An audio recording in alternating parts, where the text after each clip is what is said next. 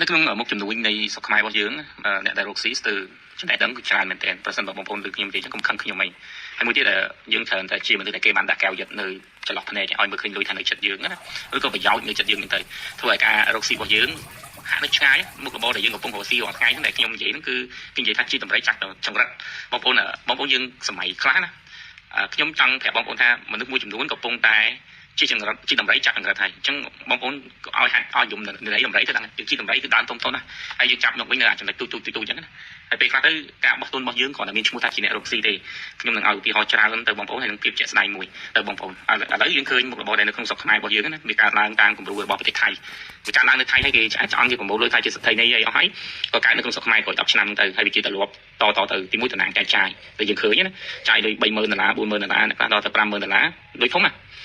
លុយធំហើយក៏វាដូចជាតម្រៃមួយចឹងហើយមកប្រមូលលុយកាត់អត់មកវិញដែលមិនសមគួរការលុបផលិតផលហ្នឹងក៏ខ្លួនឯងស្អីក៏ខ្លួនឯងចឹងទៅហ្នឹងគឺទីមួយដែរទីពីរយើងឃើញកាត់មកគឺតើតើជាមួយនឹងតំណាងផលិតផលណាមួយដែលបង្កើត franchise នៅក្នុងស្រុកខ្មែរដែលមិនធានាបាននៅតុល្យភាពនៃចំណូលទេយើងទៅទិញគេចឹងទៅអ្នកខ្លះគេថាអូកាត់បានម៉ាតកាត់បានចាប់ព្រួយបងប្អូនចំណាយតែ$6,000 $7,000 $8,000ដាក់ពេញតូបហើយយើងក៏ចាយលុយ$7,000 $8,000ហើយចាំទទួលលុយម្ដង$1,000 ម្ដង$2,000 ម្ដង$3,000ជាតម្រៃចាប់ចង្រិតហ្មង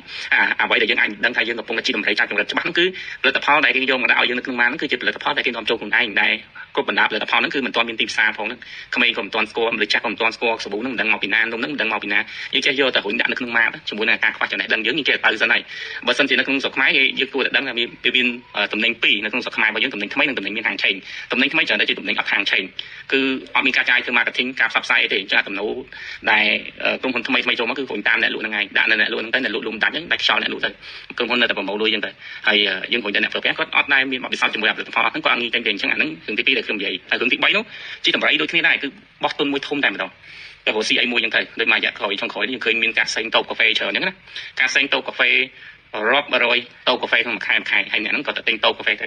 យើងលក់កាហ្វេហ្វីនលក់កាហ្វេអីមិនសូវអស់ប្រហែលជាពិសេសអ្នកលក់កាហ្វេម៉ាស៊ីនគាត់អត់យល់ទេណាតែខ្លះគាត់អានអត្ថបទមួយដែលគេផ្សាយថាលក់កាហ្វេម៉ាស៊ីនគួរតែដាក់តម្លៃដល់$5,000ទៅដឹងតែមានភ្ញៀវចូលច្រើនហើយគាត់ចាយលុយប្រហែលគាត់ចាយលុយទៅលើដល់គួររបស់គាត់ជាមួយនឹងទូកាហ្វេរបស់គាត់អត់ក្រុម$2,000ទេអ្នកខ្លះអត់ក្រុម$2,000អ្នកខ្លះទៅ$3,000ទូកាហ្វេរបស់គាត់បងប្អូនគិតមើល$2,000 $3,000ណាទិញម៉ាស៊ីនកាហ្វេបើទិញថ្មីចន្លោះ$3,000 ទៅ$5,000អានល្អអានមកទឹកយើងទិញយកមកប្រើរបស់គេក៏$1,000ជាងដែរហើយបើយើងទិញពីចិនដែល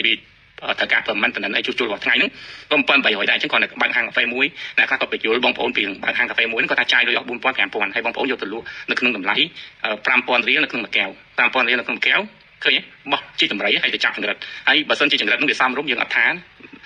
ហេតុអីក៏យើងនិយាយថាពូនិយាយចឹងមិនត្រូវចុះ Amazon ឲ្យចុះធូកាហ្វេចុះ